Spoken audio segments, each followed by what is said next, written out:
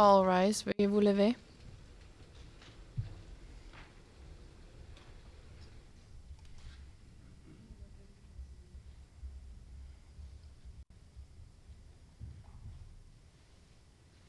Please be seated. Veuillez vous asseoir.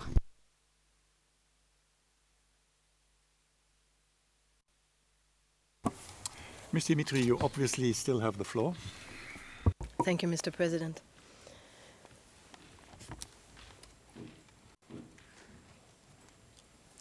The prosecution also capitalized on ambiguities and failed to address clear evidence in the manner in which, in their brief, they address or fail to address the North and South coordination. And their objective was to portray in their brief, as well as Monday and Tuesday, a single unified anti-Balaka coordination, a hierarchical and structured organization with orders flowing seamlessly from the strategic leadership to the operational level. That's how they sought to frame it. And as your honors know, the evidence unfolded differently than expected. Although that outcome was anticipated when you look at the massive amount of documentary, audio-visual evidence that contradicts the prosecution's position. And this is further elaborated in our brief at paragraph 180 and 180 to 188. But your honors will also recall that the testimony were almost unanimously consistent from all witnesses who testified on the North and the South. But the prosecution chose to rely on one single witness, and that's P0992. Among all the witnesses who testified, they picked a sentence in isolation in its prior recorded testimony and ignored the clarity that the witness provided in court and that the two other witnesses he was referring to provided as well. And you can see this from the next slide, slide 44. So what they did at paragraph 352 is that they claimed that Mr. Yekatom reported to and coordinated with the anti-Balaka leadership, including Mr. Ngai during the relevant period. And then in the footnote, they refer to P1552 and P0992. Now, P1552 is a 68-2C witness who speaks after the 5th of December, but is not more specific because the question was obviously not put to him to be more detailed about this answer. Now, 0992, he first said that he joined in June the anti-Balaka coordination, the National General Coordination. And when he speaks about Mr. Yekatom being in that coordination, he refers to two witnesses. Their name appear on the bottom left of your slide. And these are 0888, prosecution witness, and 1193, prosecution witness. And the prosecution disregards this in their brief. They don't quote these witnesses, but they're linked together with 0992. And the fact that these witnesses appear in the National Coordination or in the Bureau is also conceded by prosecution counsel during his testimony of prosecution witness 1193. And you can see this, I believe, from the next slide.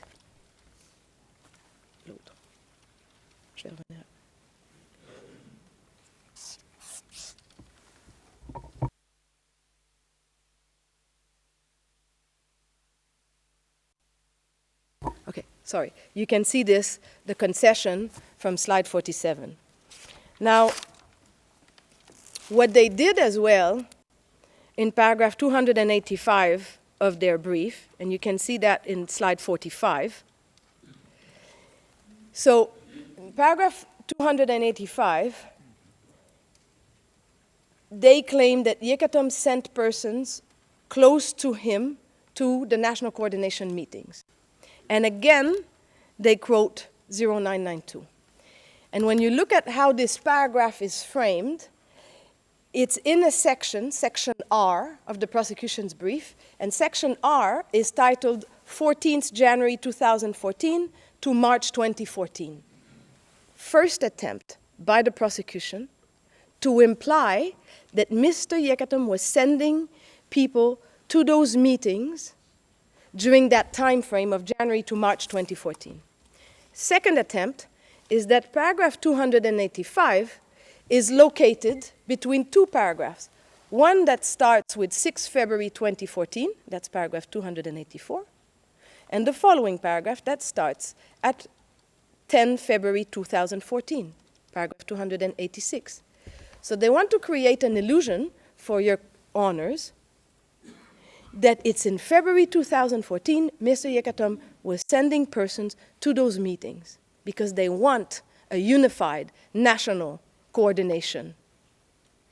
But when you look at the evidence of 0992, he said it's only in June. When you look at the evidence of 0888 and 1193, they both denied being part of the national coordination prior to June 2014.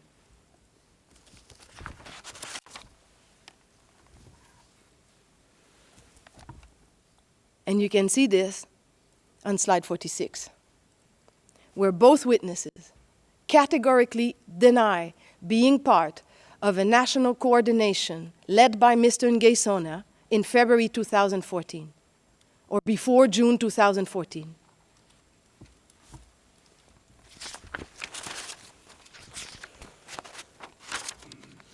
Now, this persistent failure to acknowledge the existence of two distinct vision or coordination is also evident in the Yanwara meeting.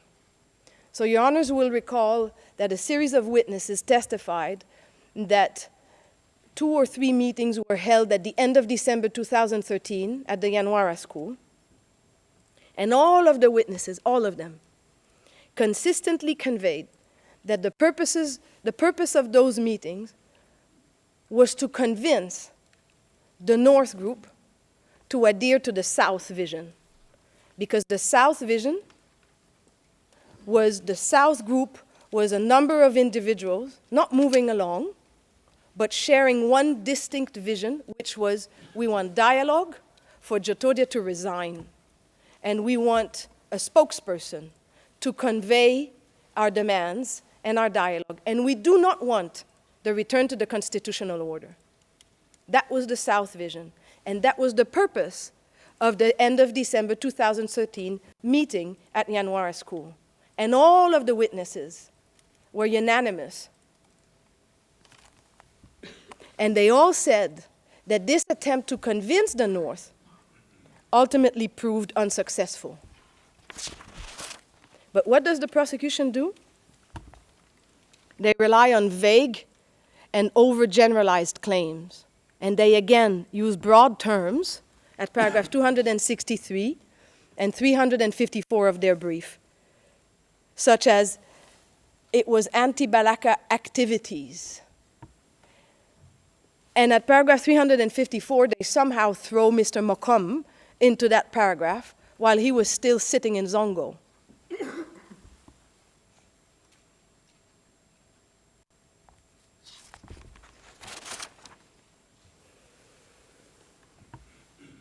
And sometimes, when you look at these paragraphs, not only do they overlook crucial explanations and clarity provided by all prosecution witnesses who testified on those meetings, they throw into a footnote the prior recorded testimony of a witness who came and testified in court, P0954, and agreed on every single suggestion about what the purpose of those meetings was.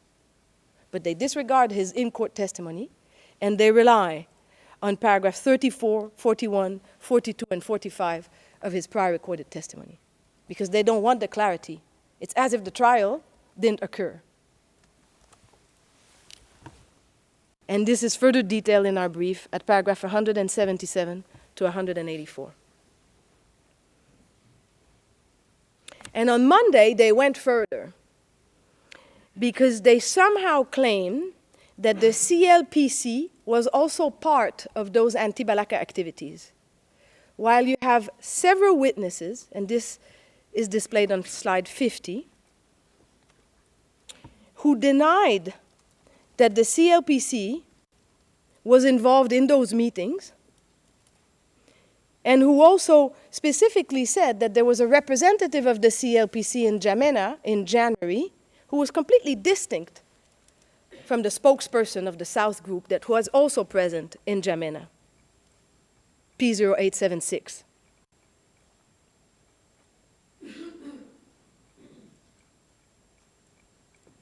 And the same unprecise approach used by the prosecution is applied to documentary evidence presented to witnesses. And you can see this from slide 51. This document, CAR OTP 20013372, it's used in their brief to again desperately portray a single and unique anti-Balaka coordination, and they used it again last week, Monday or Tuesday.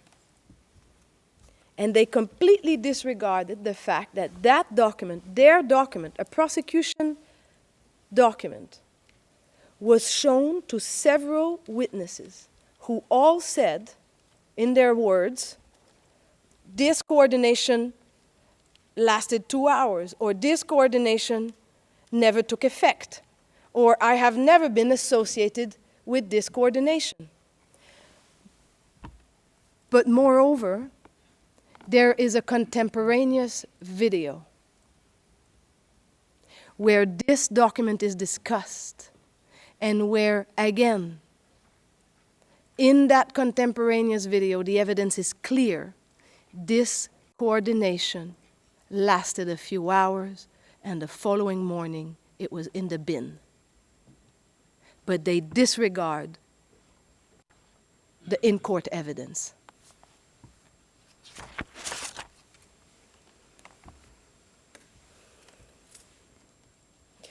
And what do they rely on?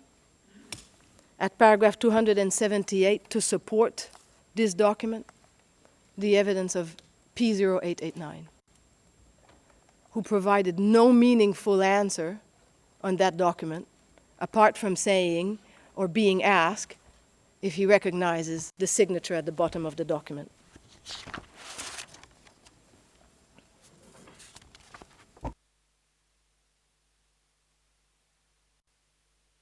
And speaking of 0889, on Monday, this pattern continued, with prosecution counsel referring to Your Honors to document CAR OTP 20300237, claiming that this document too refers or supports the assertion that the anti-Balaka was structured and organized even before January 2014, using that document. That document was provided by witness 0889. He's the one who drafted it for the DDR, so not prior to January 2014. And it's filled with incorrect information, because Your Honors will recall that number 95 and number 96 that appear in that document have never been com zones. But the prosecution didn't tell you that on Monday.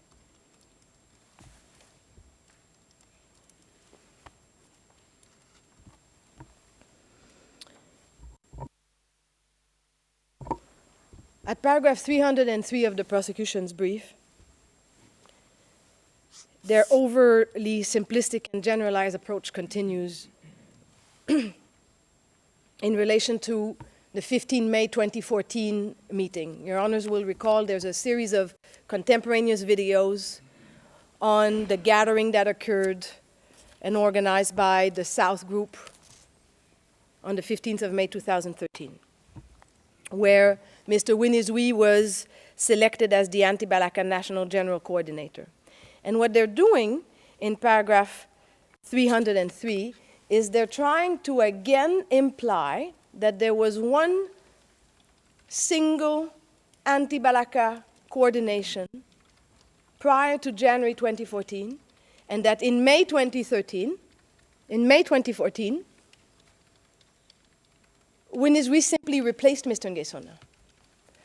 And the next slide, again, shows you how prosecution is ignoring documents in this case, audio-video material in this case, which all explains that the reason why the South selected Mr. Winizui, that the reason why the South had that meeting is because the government kept asking for one person to be represented, because the anti-Balaka were fragmented.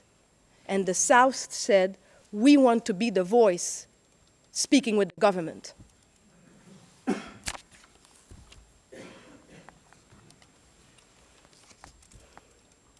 And this is on slide 54.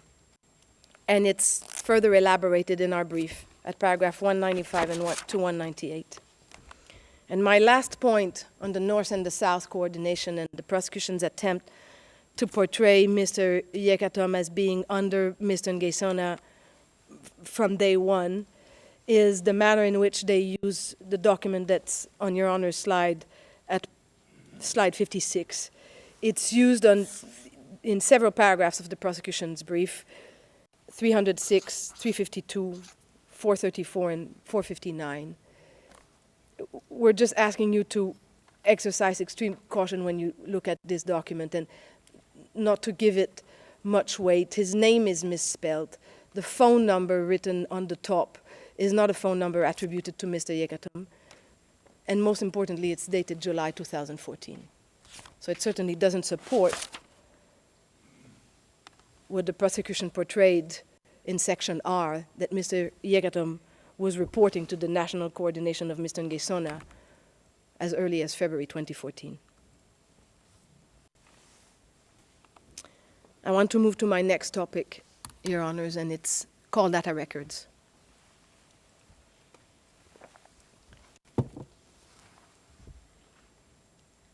If one person calls another, the prosecution's tactic is to group all individuals involved into a single sentence or paragraph of their brief without providing any concrete links or context. And they attempt to create this artificial association that there was a masterminded, coordinated attack. So that you have these paragraphs of their brief where they put several names and they say, well, they all agreed through phone calls for the attack. And I'll give you an example of that. But first, to capitalize on ambiguities, in certain footnotes of their brief, and for example, footnote 1199 and 1200, they assert that two attributed phone numbers, so Mr. Yekatom's attributed phone number and Mr. Mokom's attributed phone number, were in contact at least 22 times. Or that Mr. Yekatom, and then they put a number, and Mr. Gremangu were in contact at least 93 times. And they do that again with Dedan by saying at least 3 times. This phrasing is misleading. There's no at least when you talk about attributed phone numbers calling each other. It's a simple matter of verification through counting. And it's not subject to speculative embellishment, as they try to do. And they're not helpful, because what they do is in their footnotes, they bury their footnotes of their final brief with extensive CDRs without explaining or without being precise. And there's a significant risk of overlooking the broad generalization claims that they're making.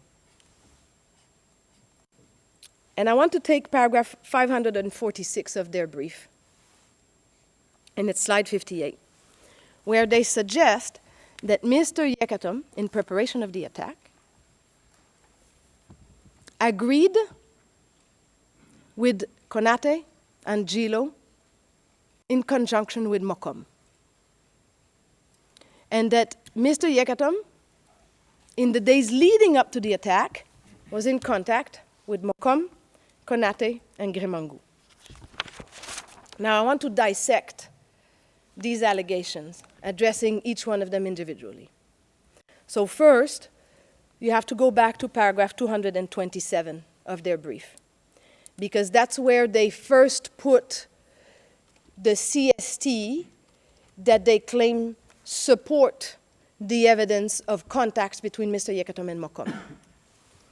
And paragraph 227 refers to filing 1296, table 9.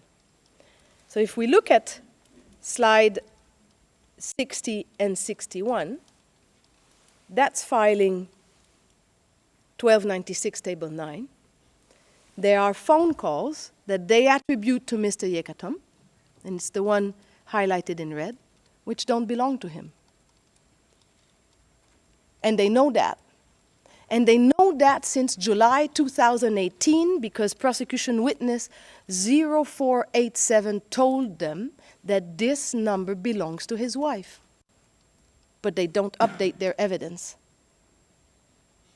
They're not trying to be helpful to your honors. And let's dissect even more. And we can look at 61. Let's dissect even more paragraph 446. This is the first reason why you should ignore that paragraph. And the second reason, and it's on slide 62, is that they rely on a mere handful of calls that Mr. Yekatom would have had with the Dan. 3 calls on the 1st of December to support the assertion that somehow he agreed in the days leading up to the attack with Mr. Mokom. 3 calls, less than a minute. And that's what they use to claim that there was an agreement for an attack. The third reason, why you should disregard paragraph 446 is that there is no evidence that Mr. Yekatom had phone calls with Mr. Konate. You can look in the CDRs. Prior to the 5th of December, there are no calls.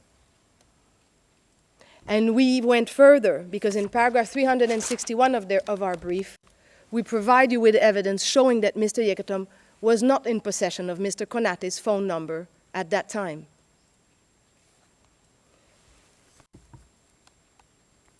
The fourth reason why you should disregard paragraph 446 is that Mr. Yekatom was not in contact with Angelo. This is unsupported by the evidence. You have an individual that came and testified here who's very well positioned to tell you whether or not Angelo had calls with Mr. Yekatom.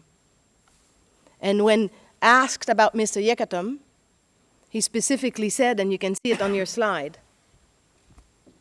that he has no information relating to Mr. Yekatom. He shouldn't answer any question. This is at transcript 068. And that he have nothing to say about Mr. Yekatom. The fifth reason why you should disregard paragraph 546 is that they rely in that footnote on witness 0446. 0446 told you, and it's also on your slide, I really couldn't know if Mokom called Yekatom. But somehow he appears in a footnote supporting the claim that Mr. Yekatom agreed for the attack in conjunction with Mokom. And the sixth reason why you should not rely on paragraph 546 is that they rely on evidence that you, Your Honors, prohibitly restricted them to use against Mr. Yekatom. And this is the evidence of P 1847. And you'll recall that in your decision, which is filing 2126, you specifically said that the prior recorded testimony, which mentions alleged acts and conduct of Mr. Yekatom, would be unduly prejudicial to him, and that you will not, you, the chamber, will not rely on P 1847, specifically on paragraph 174, 181, and 183, and others against Mr. Yekatom. But they go against that ruling, and they use it in a footnote to support that sentence. And the seventh reason why you should ignore paragraph 546 is that there's a witness who's very well positioned to know who Yekatom was talking to. And that witness specifically said, and it's P0889, at line 161, Yekatom was never talking to Yekatom. Never. And in paragraph 430 of their brief, they refer to that evidence, and they stop at line 160, because they don't want to have in their brief line 161.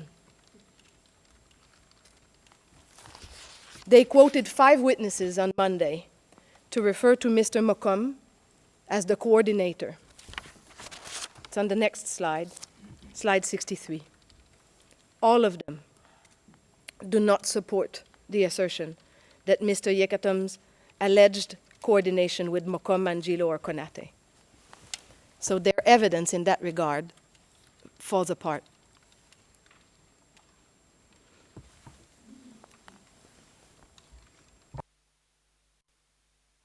I would like to use another example for your honors to show you their misuse of CDR evidence, and it's at slide 64. And it's a sentence where they claim that after the 5th of December, until his return to Bangui on 6th of February, Yekatom remained in contact with Yekatom, paragraph 240. Now we had a look at Yekatom calls events as attributed by the prosecution, and it's slide 65. Between that time frame, 5th of December until 6th of February, Yekatom had 11,000 call events. 5 calls, 5 alleged calls with Mr. Yekatom, all occurring on the same day.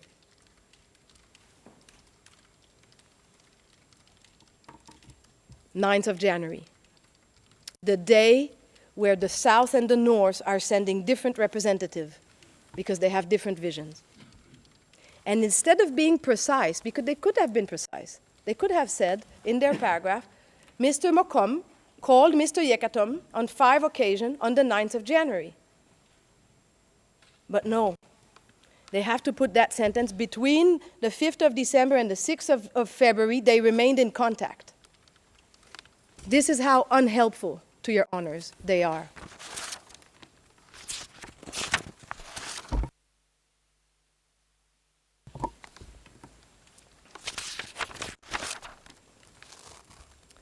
I would like to address another example from their brief where they take an event and they tie it to a specific date and they artificially extend the time frame to create an illusion. And it's the email of Captain Grémangou that they rely upon in their brief and in their closing statement. So in paragraph 76, they claim that in May 2013, Grémangou prepared for a military offensive in Bangui, and that he circulated a list of available FACA, including Mr. Yekatom. And so, just for your honors to understand, it's an email dated May 2013, and in that email there's an attachment. And in the attachment, there's a list of FACA. And they claim that Mr. Grémangou was preparing for the military offensive, and they include Mr. Yekatom because they want to somehow convince Your Honor that as of May 2013, Mr. Yekatom was getting ready for the attack.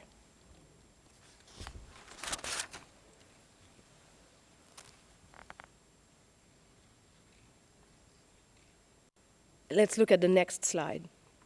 The first contact Gremangu had, according to the CDRs, with Mr. Yekatom is several months later, 29 November. So on what basis do they claim that somehow they imply Mr. Yekatom is involved in the planning of the 5th of December attack as early as May 2013, simply because Mr. Gremangu sent a list of available FACA who were residing in Boeing and Catin?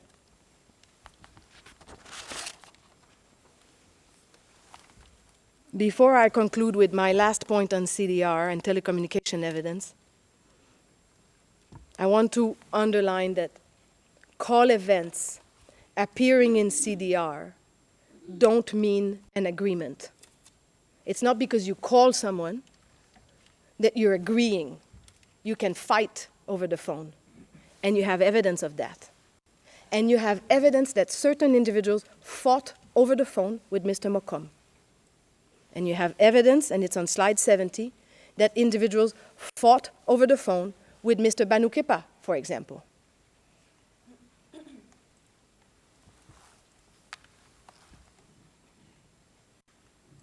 The prosecution is asking you to speculate with CDRs. And that's what they're trying to do when they're claiming that Mokom liaised with Yekatom regarding the deployment of elements near the airport in preparation of the attack. The CDR don't go that far. And the final point I want to address in relation to CDR is when a witness asserts that he used his attributed phone number to call Mr. Yekatom's attributed phone number, and CDRs don't show that call, the conclusion is straightforward. The witness lied. And this is what P0954 did. He unequivocally specified, claimed, under oath, that on the 5th of December, he used his attributed phone number to call Mr. Yekatom's attributed phone number. And the details he provided are specific. He gives the date. He gives the conversation. He says that it was the day of the attack. He even says that it's after hearing the gunshots he called Mr. Yekatom. But CDRs are unambiguous. No such call occurred. And there's no plausible explanation for this inconsistency other than he lied. And he fabricated that aspect of his evidence against Mr. Yekatom. But the prosecution is avoiding addressing this. But even more so, he specified, he testified, that he would have spoken to Mr. Yekatom's alleged associates, Seda, Goliata, Habib Beina, Wanjo, and this is at transcript 166. So is it in paragraph 34 of his prior recorded statement. And he says that according to his conversation with them, that they discuss, and he knows through that conversation, that they attacked Camp Kasai from behind the Bazubangi Hill. Another lie. And the prosecution knows it, because that's not their case against Mr. Yekatom. They are not claiming that Mr. Yekatom attacked Camp Kasai, nor are they claiming that Mr. Yekatom was based behind the Bazubangi Hill. But they don't address this regarding P0954, because they have no explanation other than, again, he lied against Mr. Yekatom. And there are additional instances where 0954 demonstrates a strong motivation to vilify Mr. Yekatom and portray him as a criminal. He uses inflammatory language, referring to a roadblock where Mr. Yekatom and members of the movement were stationed that was a devil's post or an evil place, or where many bad things happened, or where many people were killed, or if you stay there, you could end up dead, or to go through this checkpoint, God needs to be with you. Inflammatory language that counsel reused on Tuesday. And this type of exaggerated and highly prejudicial language, it reveals an intent to damage Yekatom's credibility and character. And if there was any truth to that claim, you would expect the individual to at least name one Muslim civilian that was killed at that roadblock or that nearly escaped death. But he provides none. But not only does he provide none, there is no evidence that this individual traveled between the PK9 and Baiki area, a zone that he claimed was so dangerous that you couldn't enter because there was no Muslim left. A zone where he claims Mr. Yekatom seized houses in Kapu, in Mungumba, in Baiki, in Pisa, in Bosongo, Muslim houses seized by Mr. Yekatom. Again, not a single name provided of a house that would have been seized, so we can check. And not only that, you will recall that during his testimony, we made him specify that Mr. Yekatom was positioned with member of the movement, of the RFA-CPP movement at the Pismis roadblock. And that on the other side of the PK9 bridge, at the level of where the Burundian soldiers were located, and it's on slide 72, was the other roadblock. And we were even more specific. We showed him a video, and he identified that roadblock as being the roadblock that belonged to the other movement, to the other group he knew very well. And when we put to him that the evidence was that individuals, Muslim civilians, encountered issue at that roadblock, that other roadblock, but not at the Pismis roadblock, he panicked. He recanted. But this sequence of events underscores the lack of evidence linking Mr. Yekatom to incidents at the PK9 roadblock, because even the prosecution concedes that Pismis is the roadblock where Mr. Yekatom and his associates were positioned.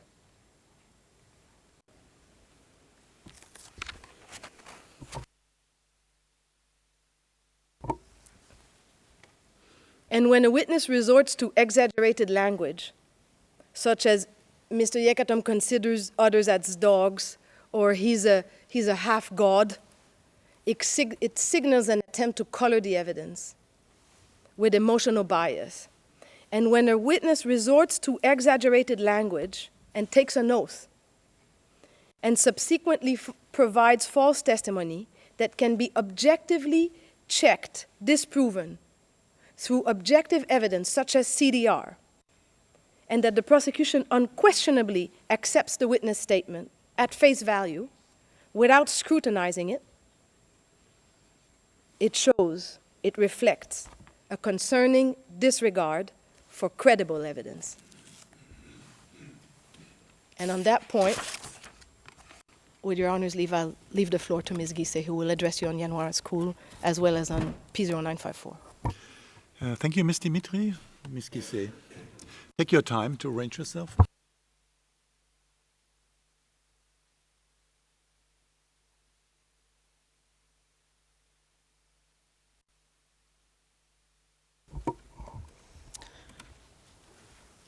Monsieur le Président, Your Honours,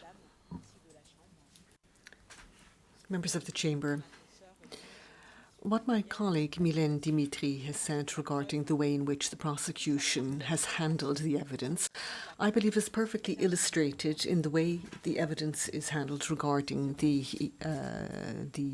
Yamwara school incident, the Saint-Cyr-Lapo Ngoma incident. Now, on this point, defense did not call any witness. So, all the prosecution needed to do was to analyze its own evidence and to tell you what its final conclusions were based on the testimony which you heard. Now, Your Honours, I know that you are professional judges, you are experienced, and I know that you're going to carefully examine the evidence, and of course that you have already long since begun to do that. But the principle of a trial is that two parties each address you. The objective of that is to assist you in uncovering the truth. That is the purpose of adversarial proceedings, or at least to uncover the judicial truth with respect to the events in the period charged.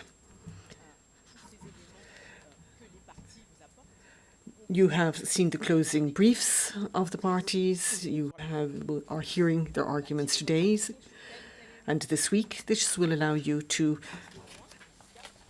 assess and judge what they are presenting. It will be the task, or is the task of the prosecution, to prove the guilt of the defendants beyond a reasonable doubt. Now, that means that at this stage in the proceedings, we can no longer just base ourselves on generalities or to make statements that are not underpinned by evidence. However, the fact of the matter is that there are deficiencies in what the prosecution is presented to you. And what is all the more problematic is that it is its own evidence. Here in the courtroom, of course, we have brilliant lawyers, brilliant legal minds, and I'm sure they feel that they can change what is presented. But, Your Honours, I would say that one can churn out as many pages of closing brief as one wishes. One can present wonderful rhetoric in the courtroom, but none of that will have any impact on your own findings.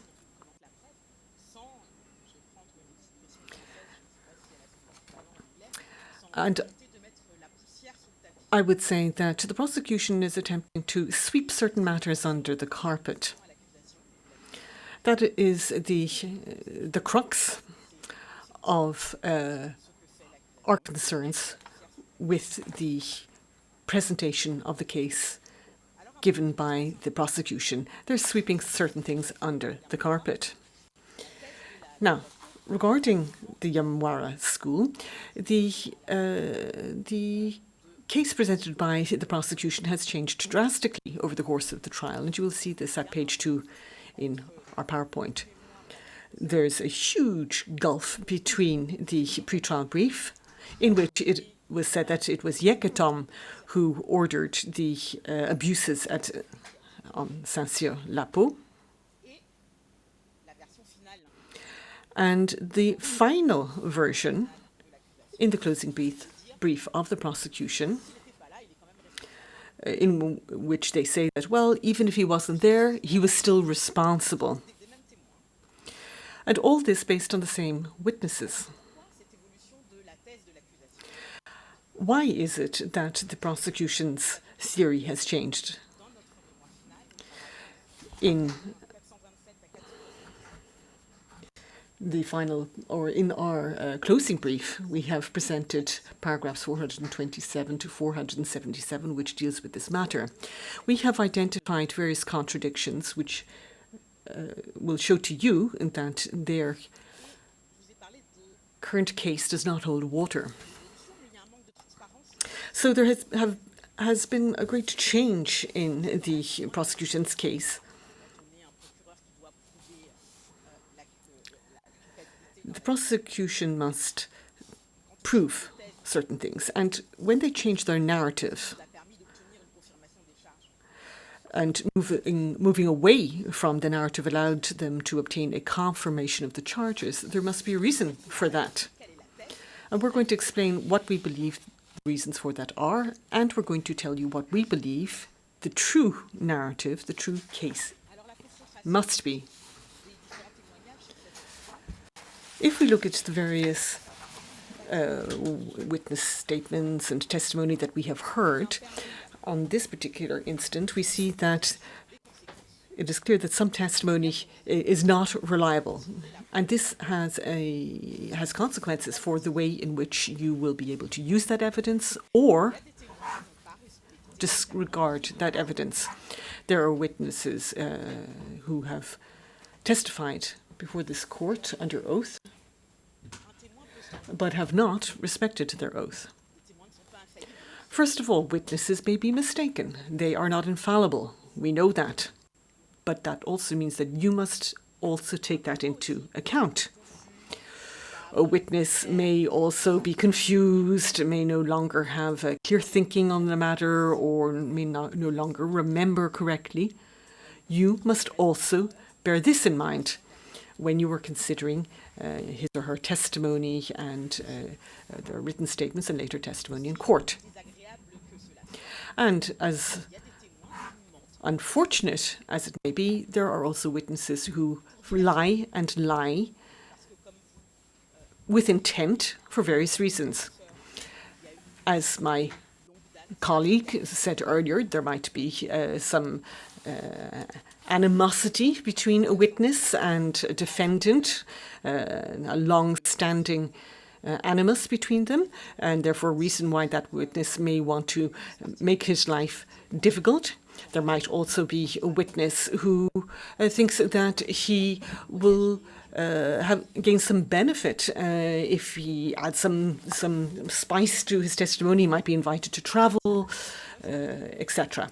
And those benefits are something that might be appealing to people in the Central African Republic. And then there are perhaps more ambiguous reasons, ones that may have a more human nature. If you have a witness who has been the victim of certain incidents, well, he may well want somebody to pay. And it might be as simple as that.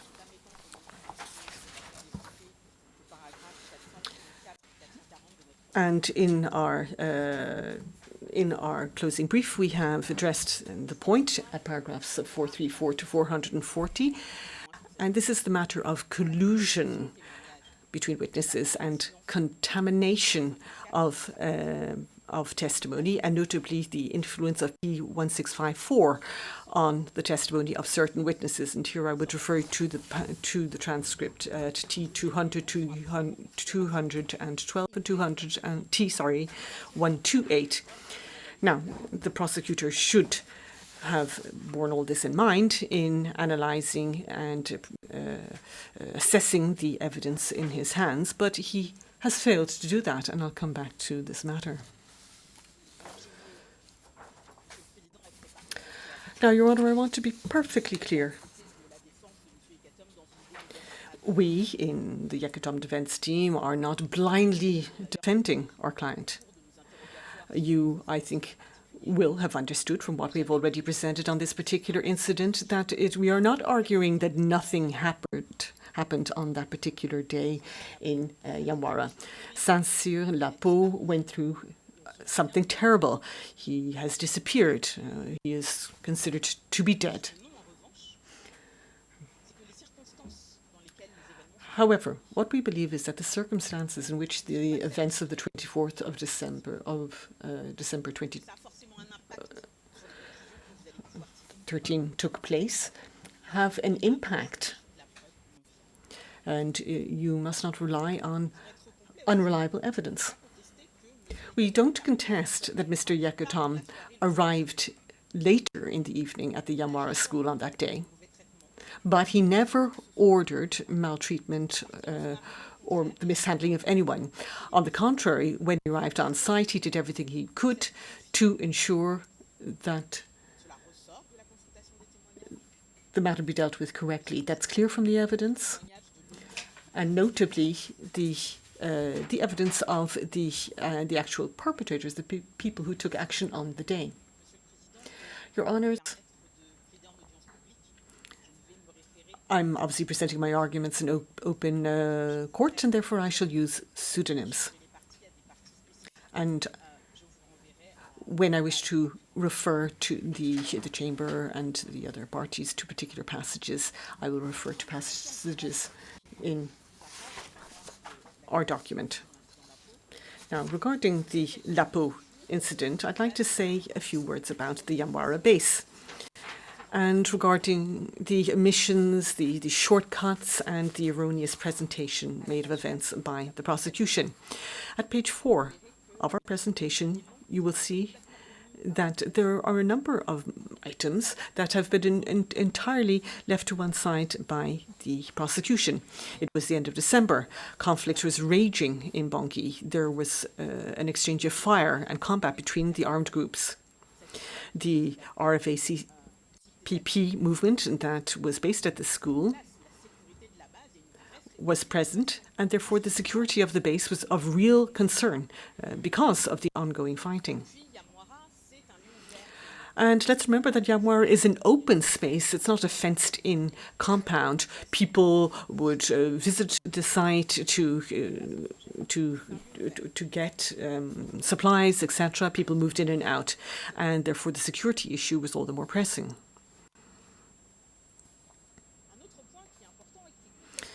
Now, another point which is important, but which the prosecution does not dally on, is that the movement did not stay at the Yamwara base for long.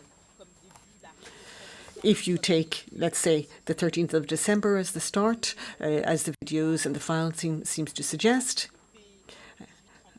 we have the testimony of P 1839, who refers to the departure being more or less at the point in time when Mr. Todoja stepped down.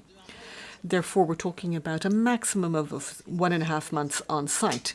Now, that reasonably short period of occupation of the site is relevant. Why so? One might say, oh, the defense is making things up. Not at all. Mr. Yekatom was very rarely present at the Yamwara base at that point in time. And you'll see that we deal with that at page 6 of the presentation. You will see that various witnesses testified that he was very rarely there. He was there from time to time. Corporal Chef Wanju was constantly present, however.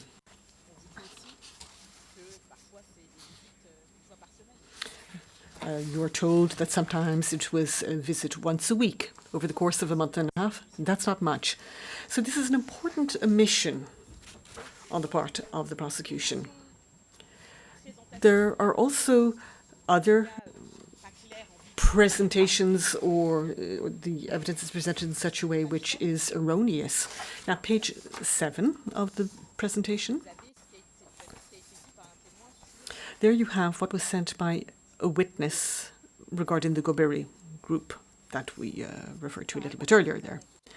At paragraph 653 of the prosecutor's closing brief, it is said that some anti-Balaka from Bosangoa joined the group, and their reference is made to P 1839. Who is said to have said that. And she did say it, but she also clarified, stating that they had come to the base for a period of time, but they had never joined the RFA-CPP. But that the prosecution omits to tell you that or remind you that. Rather, they give the impression of a unified force, a movement that was unified at a certain date, which is not correct.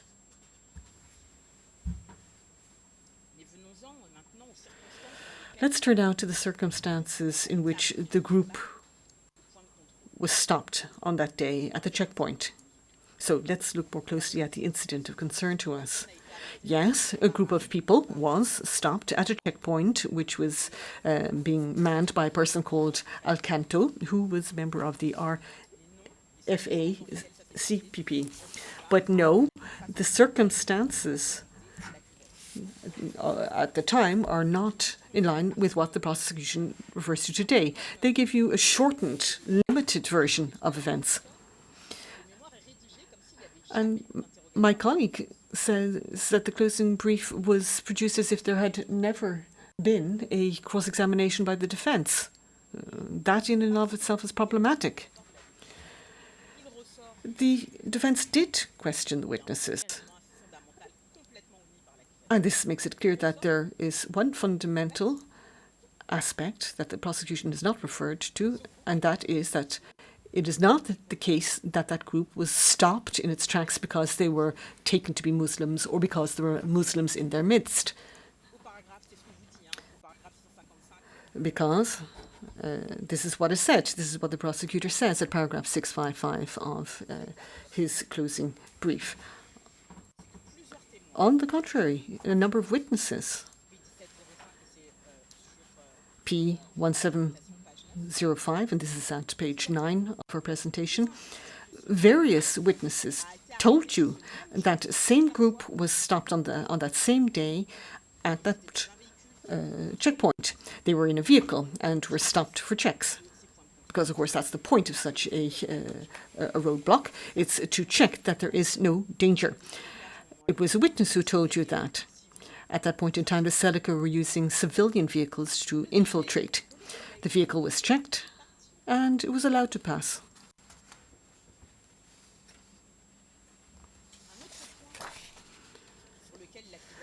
Another point on which the prosecution tried to get evidence but failed was the way in which the witnesses were dressed on that day. And I refer now to page 10 of the presentation. That did not, the way they were dressed did not mean or make it was not that would allow anyone to identify whether they were Muslims or not. The women were wearing traditional clothing. And this is an important detail. The veil, the scarf that they were wearing, in fact, was no different to that of a Christian. So that does not hold water. So the question is, what was the difference between the first time the group was stopped and this second time? Well, the difference was the presence of Alcanto. Alcanto, I would just remind you that his true first name is Abdoulaye. P. 1839 said that he had grown up with the Muslims. He spoke Arabic. P. 1830.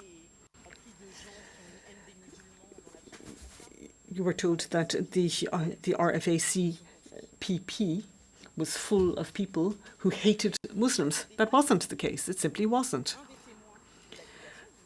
As regards other details, one of the prosecution witnesses, you'll see it later. I'll just remind you that 1840 said that Alcanto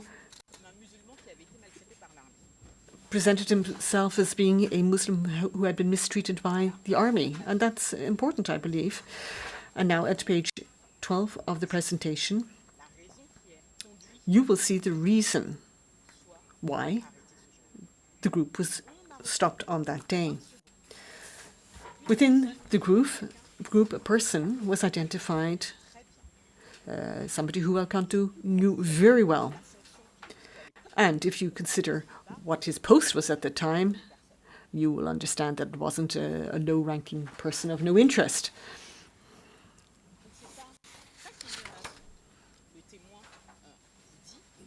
The witness, it's not that was presented to you, but that is what the witness referred to as being the key characteristic. And I would refer to paragraph 430 of our closing brief. Something else of which we are sure as regards the circumstances in which the group was stopped was that Alcanto not only had a dispute with the person linked to the group, but also with people who were members of the group, one of the members of the group. Now, I'm not just fantasizing here, rather this was stated very clearly by the witnesses at page 13 of our presentation, you have set out the testimony which indicates that there was a personal dispute between Alcanto and an individual there. Now, why is this not referred to by the prosecution? Well, it's because it undermines the thesis whereby, or the thinking whereby religion was the key issue. And there's another very important point. Aside from these grievances that Alcanto had, there's another arm of the evidence which has just been omitted by the prosecution, and that was the discovery of a Celica map. Now, yesterday, at transcript 307, page 7, and you also have an extract on page 14 of our presentation, the prosecution states very clearly that, and I quote, "These individuals were singled out solely because of their association with Muslims and their perceived collective support for Celica." End of quotation. Now, I would just stop here for a moment to refer you to a second part of a quotation given by the prosecution yesterday, and that was on page 11, which was a definition of criminal policy. But it's not the definition which you will find in the decision confirming the charges. And here I would refer you to paragraphs 4 and 5 and to our closing brief at 622 and 628. We never said that the policy was individuals associated to Islam. We said that Muslims, it was not only Muslims who were in question. Saint-Cyr was not a Muslim. So we see here that the prosecution is simply blind, has certain blind spots when it comes to its own evidence. And now I also have to underscore that there's a certain lack of transparency. Sometimes there's a little bit of a semantic shift. A shift here, notably, for instance, in the definition of criminal policy with respect to what the charging decision said.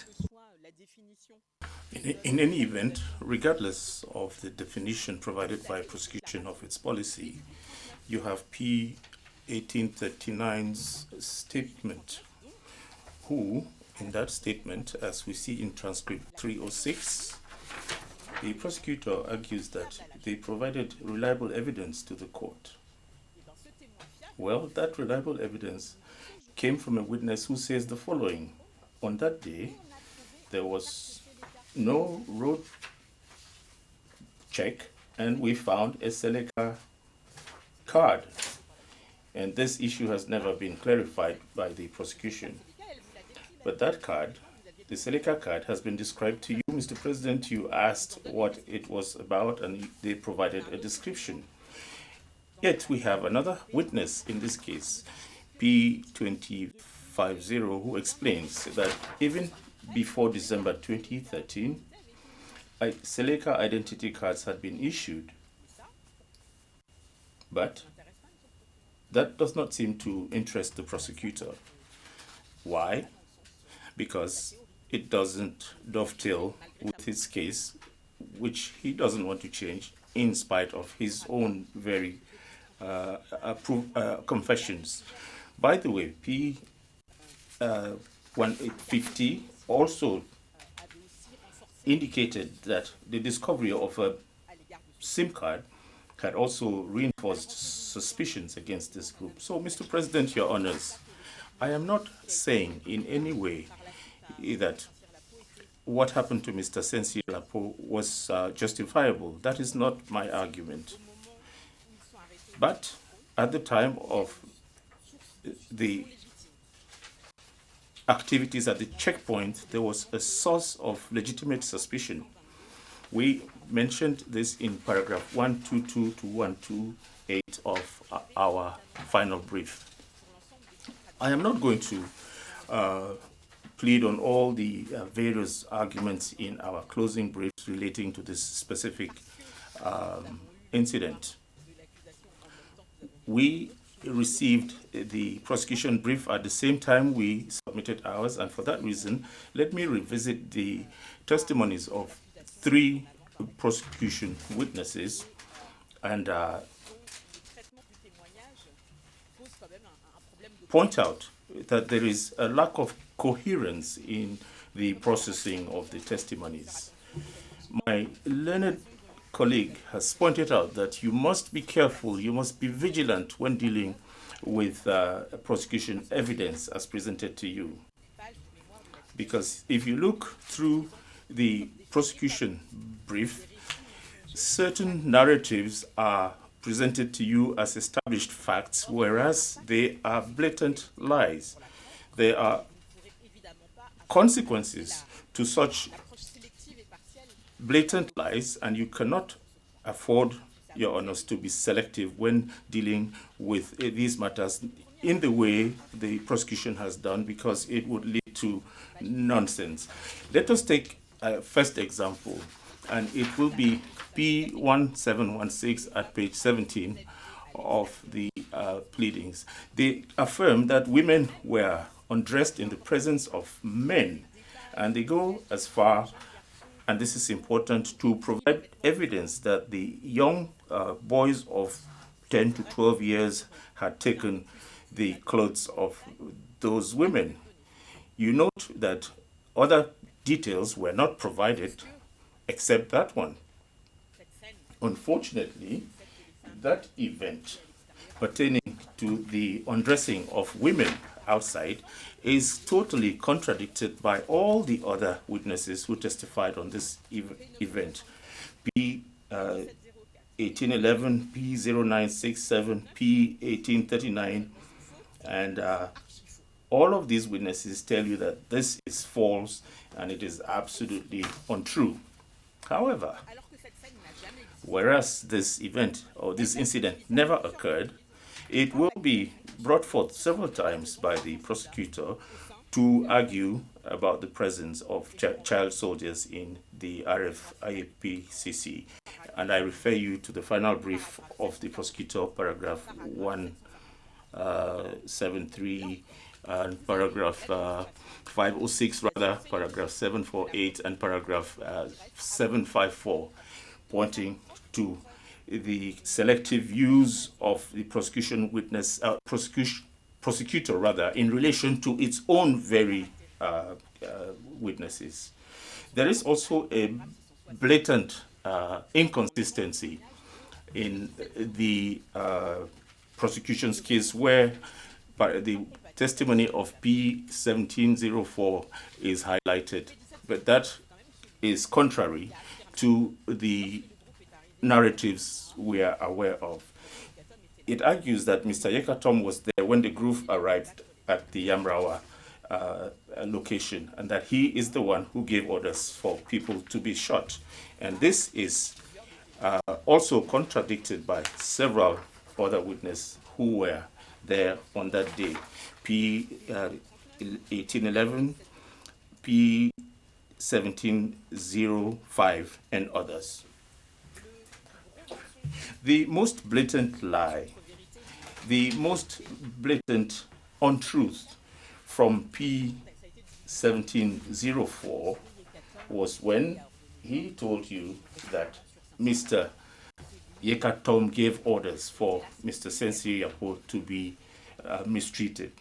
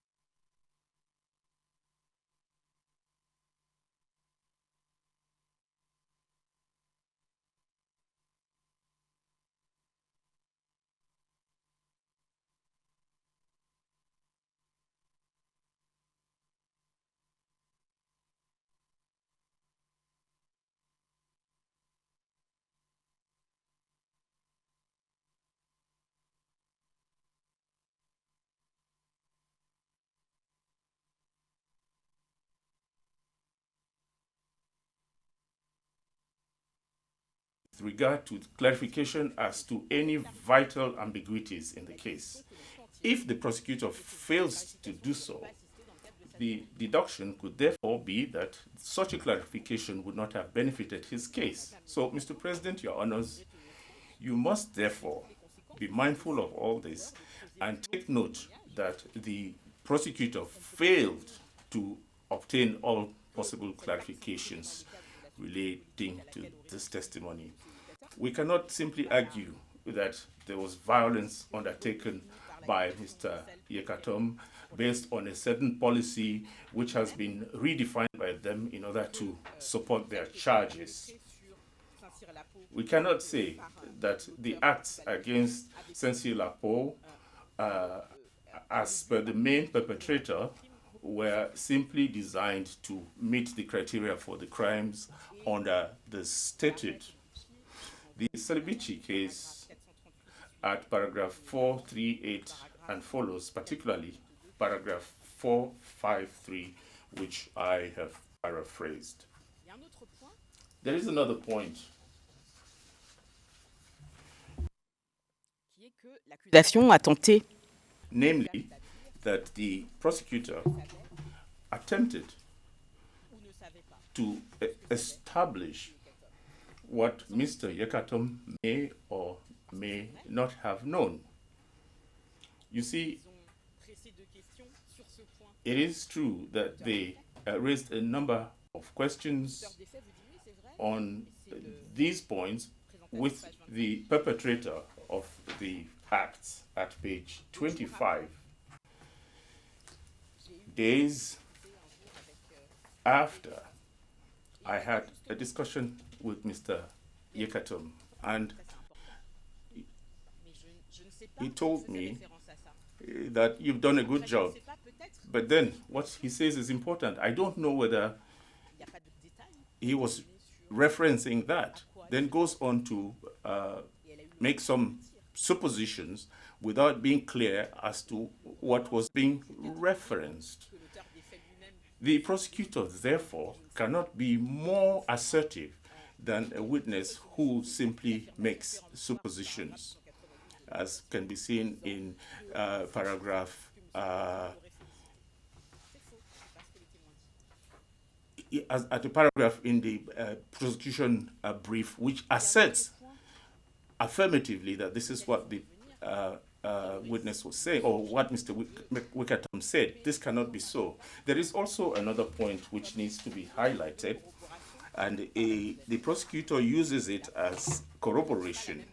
Now, here we differ with the prosecutor when it comes to corroboration, because corroboration is supposed to be something that confirms facts that have been established.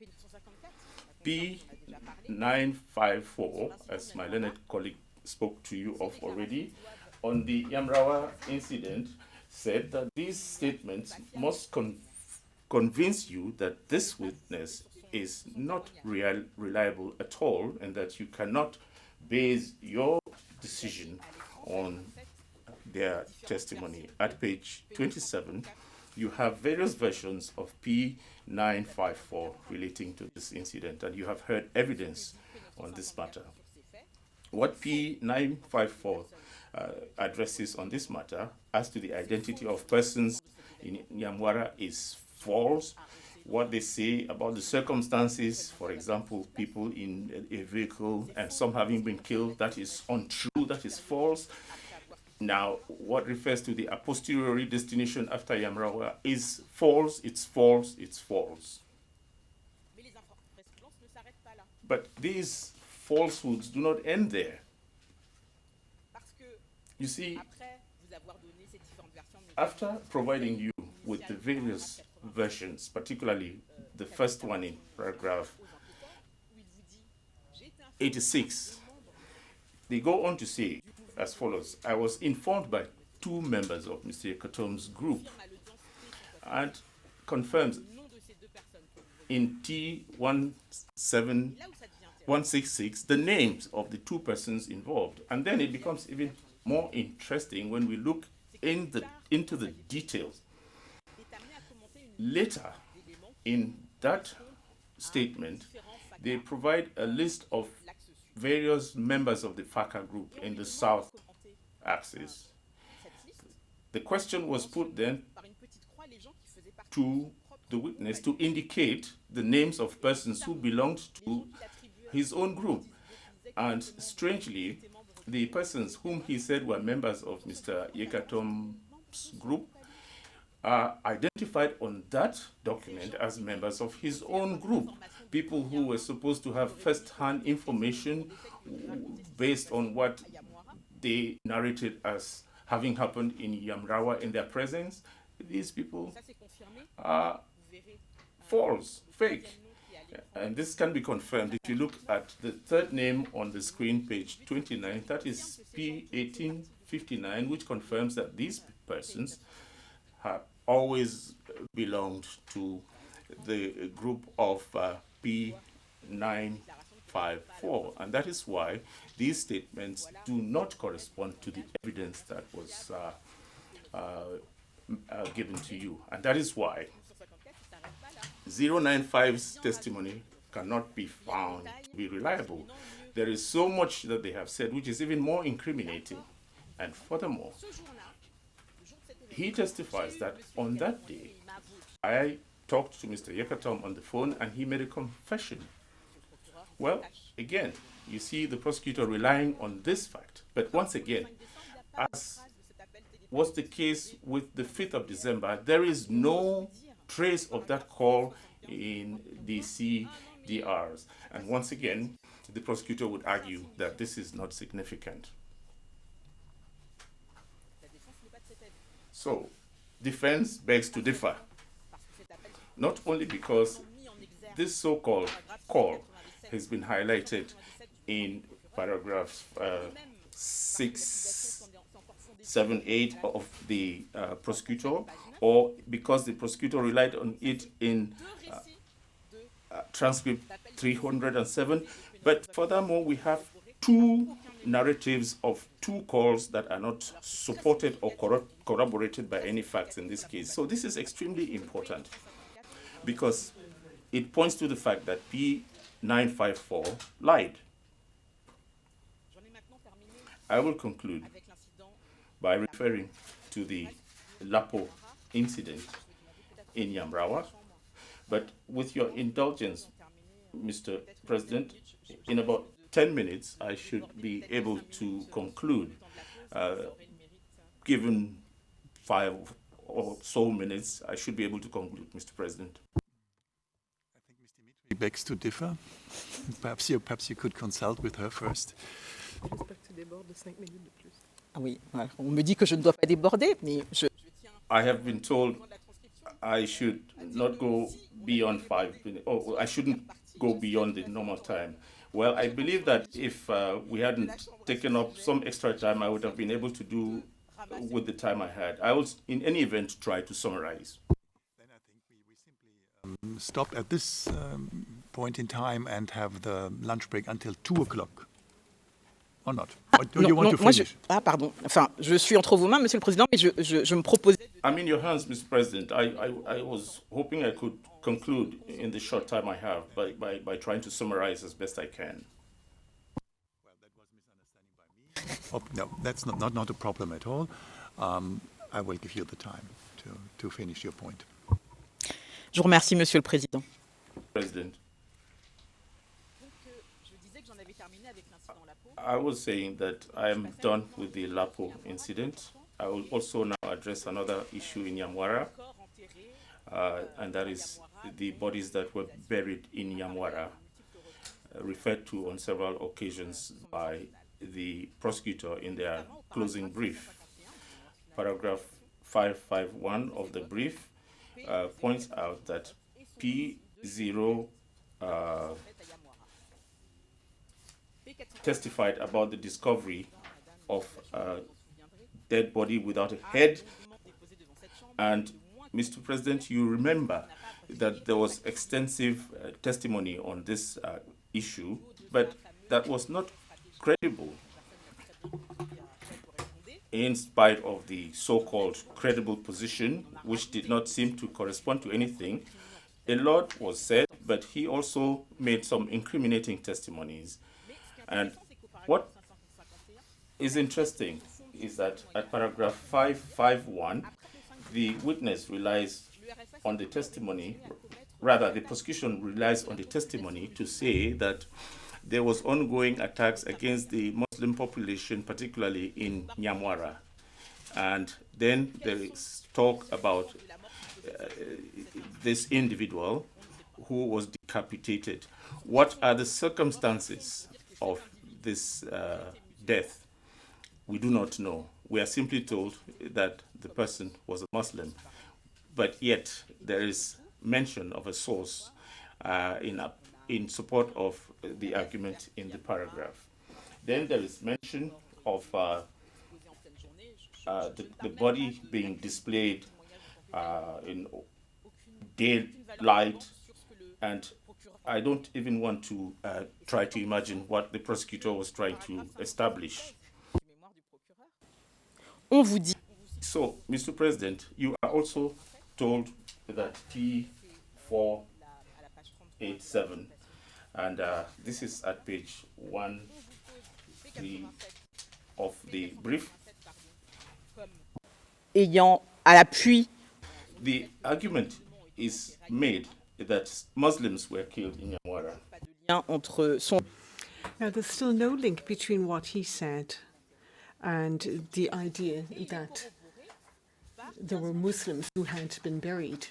But he corroborates what 1528 says, and 1528 was corroborated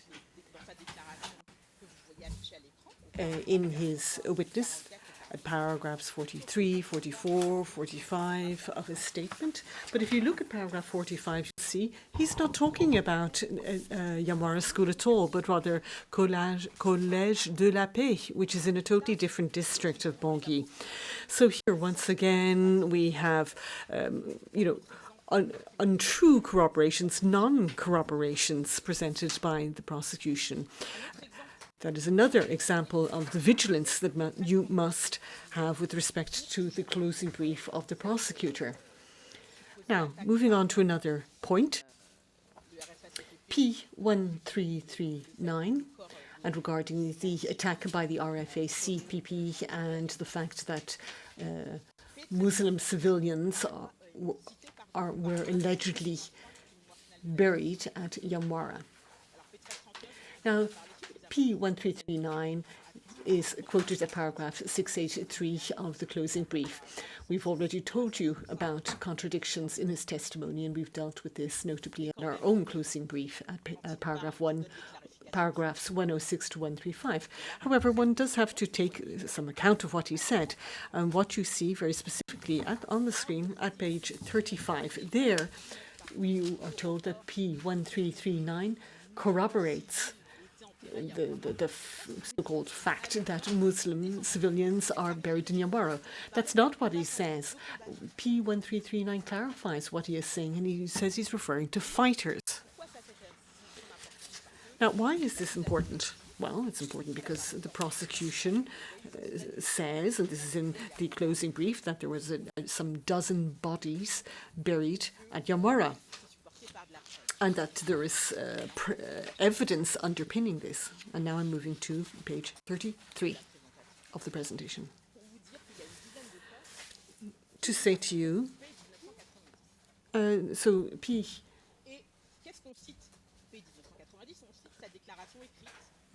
1990 is referred to when it comes to the dozen bodies. And it's at paragraph 42 of his testimony that we are told references made to the exhumation of some 10 bodies at Nyamwara. However, and in front of this chamber, P190 said there's an error in that statement. I always said 3 bodies. And 3 bodies is confirmed by the documents provided, which are in the case file, provided by an NGO which carried out the exhumation at Nyamwara. That NGO uncovered 3 bodies, and here I would refer you to the relevant paragraphs in our closing brief. One of those bodies being that of a trader who had been killed by the Seleka and had been buried at the Nyamwara base. So this is the nature of the evidence before this chamber. And these are the aspects that the judges, the chamber must bear in mind when considering guilt and innocence. One cannot blindly follow the prosecutor. This is the case as regards Yamwara, but it is also the case regarding all of the charges before you. As regards the legal characterization, legal qualifications that apply, it is my colleague Sarah Belfadel who will be referring to this matter, but we'll get to this after the break. And Mr. Suzuki will be referring to the events of the 5th of December specifically, and the evidence regarding the PK9 and Baiki axis to demonstrate to you that what the various shortcomings in what was presented to you by the prosecution and what is presented page in, page out over the closing brief. Oh, I just having a look at the eye on the clock there, I see that I did fill our morning right until 1 p.m. I hope that Ms. Dimitri will not hold it against me. I hand over the floor. Indeed, it's 1 o'clock now. We have now the break until 2 o'clock. All rise, veuillez vous lever.